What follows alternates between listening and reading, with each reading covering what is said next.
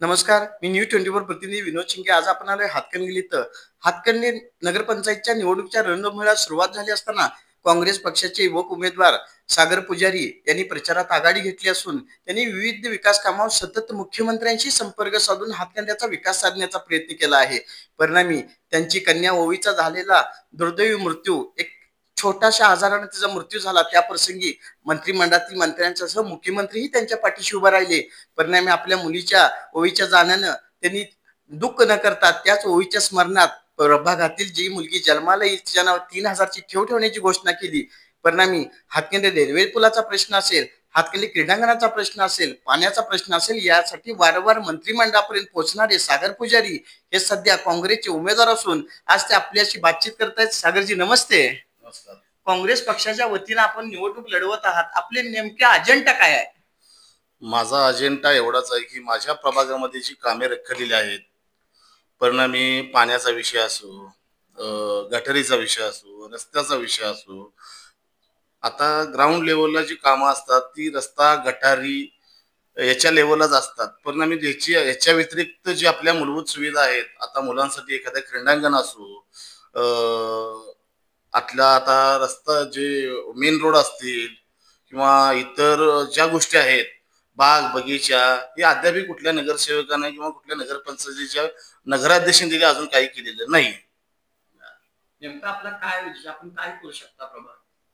मी आता माझ्या प्रभागामध्ये सगळ्यात पहिली गोष्ट आहे, जर तुम्ही परिणामी प्रभागामध्ये गेला तर झालेले चांगले रस्ते फोडून चपटे रस्ते म्हणजे एवढं एवढं कॉन्क्रीट करून ठेवून तिथं पाणी साचण्याचा जो भाग जो केलेला आहे, म्हणजे पूर्ण पाणी त्याचा निचराच केला जात नाही.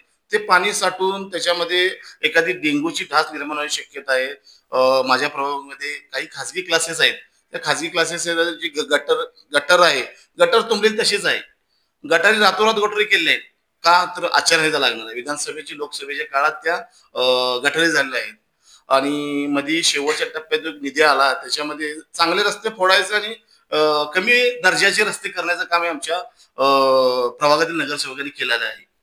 मुख्यमंत्र्यांशी आपले इतके निकटचे संबंध असताना आपण काँग्रेसमध्ये निवडणूक लढवता, यामागचं रहस्य काय? परिणामी काय आता की विद्यमान नगरसेवक असल्यामुळं त्यांना ती पक्षाकडून त्यांना जाणार आहे आमच्या लक्षात होतं. परंतु आता काय केलं, शेवटी स्थानिक लेवलला पक्षाचा विचार केला जात नाही, माणसाचा विचार केला असतोय. पण कुठंतरी खंत आहे की मी शिंदे साहेबांच्यावर पक्षातून लढलो नाही, कारण मला दुःख होते, कारण मला शिंदे साहेबांनी माझ्या मुलगीची इतकी मोठी मदत की 10 लाखाची मदत शिंदे साहेबांनी केली होती. आणि कोणी कोणी असो, दानशूर व्यक्ती जरी असतात तरी ₹1,00,000 ₹2,00,000 शेवट ही असते. परंतु शिंदे साहेबांनी इतका मोठा 50, मला वाटते माझा 70% भार शिंदे साहेबांनीच घेतला होता आणि खरंच मी शिंदे साहेबांचा आभार आहे.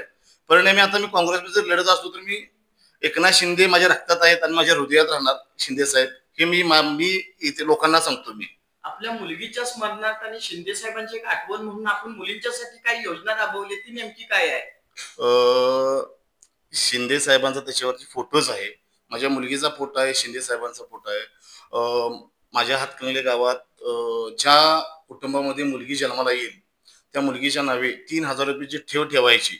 म्हणजे त्या मुलगीचं जेव्हा बारसं होतंय, नाव ठेवतंय, त्या मुलगीच्या नावानं आई वडिलांचं आधार कार्ड घेऊन आई वडिलांच्या नावाकडे, पण त्या मुलगीचं नाव त्याच्यामध्येच असलं पाहिजे ना. 18 वर्ष पूर्ण झाल्यानंतरच ते मुलगीला ते पैसे काढता यावं, या अनुसरून ती मी त्यांना ठेव दिलेली आहे की त्या परिणामी ती कुठलीही गरीब कुटुंब असो किंवा श्रीमंत असो, पण 3,000 छोटीशी रक्कम आहे, परंतु त्या मुलगीसाठी ती काहीतरी 18 वर्षानंतर मोठीच होणार आहे, पण ते मी ठेवलेली माझ्या मुलगीची आठवण तर राहील. पण ह्याच्यापेक्षा मी परत आणि माझी मुलगी ज्यावेळी 1 वर्षाचं पूर्ण होईल त्यानंतर ती ₹6,000 करण्याचा मी प्रयत्न करणार आहे. हातकणंगल्यात प्रलंबित असणाऱ्या रेल्वे पुलाचा प्रश्न, क्रीडांगणाचा प्रश्न, पाण्याचा प्रश्न, या संदर्भात आपण काय सांगाल? आता रेल्वे पुलाखालचा प्रश्न तर हा गेली 2-3 वर्ष रखडलेलाच आहे. परंतु काही तिथल्या काही चुकी आहेत, कॉन्ट्रॅक्टर चुकी आहेत, त्यामुळे ती काय केंद्र शासनाच्या अखत्यारीखाली असल्यामुळं दाद मागायची तरी कुणाकडे, असा प्रश्न झालेला आहे. नक्कीच तो आज ना उद्या ते पूर्ण करतील अशी आम्ही अपेक्षा करतो. परंतु रेल्वे पुलाचा प्रश्न तरी मला तर असाच राहणार आहे का, कधी होणार आहे हे पण आम्हाला काय आता लक्षात नाही. परिणामी मी जरी निवडून आलो तर नक्कीच आमचे विद्यमान आमदार असतील धैर्यशील माने साहेब, विद्यमान आमदार असतील अशोक माने साहेब, आम्ही जरी सत्तेत नसलो तरी कामे करणारी ही खासदार आमदार साहेब ही खरोखर अतिशय चांगली माणसं आहेत. त्यामुळे नक्की त्या पुलासंदर्भात प्रत्येक वेळी वारंवार आम्ही देखील आवाज उठवला आहे. परंतु लवकरच त्या संदर्भात मी पण आवाज नक्कीच उठवणार आहे. तुमच्या प्रभागातील मतदारांना आपण काय आव्हान कराल? माझ्या प्रभागातील नागरिकांना एक माझी विनंती आहे म्हणण्यापेक्षा माझं एक आश्वासन आहे की आपल्या प्रभागामध्ये एखादी व्यक्ती रात्रीस काय झालं, परिणामी फोर व्हीलर नसतात, एखाद्या माणसाला रात्री छाती दुखू लागतं. त्यासाठी मी माझी एक तिथं ॲम्ब्युलन्स सेवा मी सुरुवात पहिली जी आहे आरोग्य सेवा सुरू करण्याचा मी प्रयत्न करणार आहे. त्यासाठी मी निवडून आलो की एका महिन्याच्या आत तिथं मोफत आरोग्य सेवा व मोफत तिथं आरोग्य आरोग्य असं विषयक मी तिथं ते माझा प्रभाग मी करणार आहे. ॲम्ब्युलन्स सेवा मी देणार आहे तिथं. आपल्या मुलगीच्या बाबतीत आपण काय सांगाल? माझी मुलगी ओवीचा एक दुर्मिळ आजारानं निधन झालं. तो प्रसंग कुणाच्याही दुश्मनाच्या देखील वाटावा इतका विचित्र आजार तो आहे की ह्याच्यावर औषधच कुठलं उपलब्ध नाही आहे. आणि जे असतंय त्याची स्टेप ओलडून गेल्यानंतर त्या औषधाचा परिणामी त्याच्यावरती त्या व्यक्तीवरती असो किंवा त्या बाळावरती असो तो काही उपयोग होत नाही. ते फक्त औषध चायनामध्ये मिळतात. तो चायनामध्ये मी जाऊन म्हणलं आता माझी मुलगी जगेल या आशेने मी जाऊन चायनामध्ये ते औषध आणलं.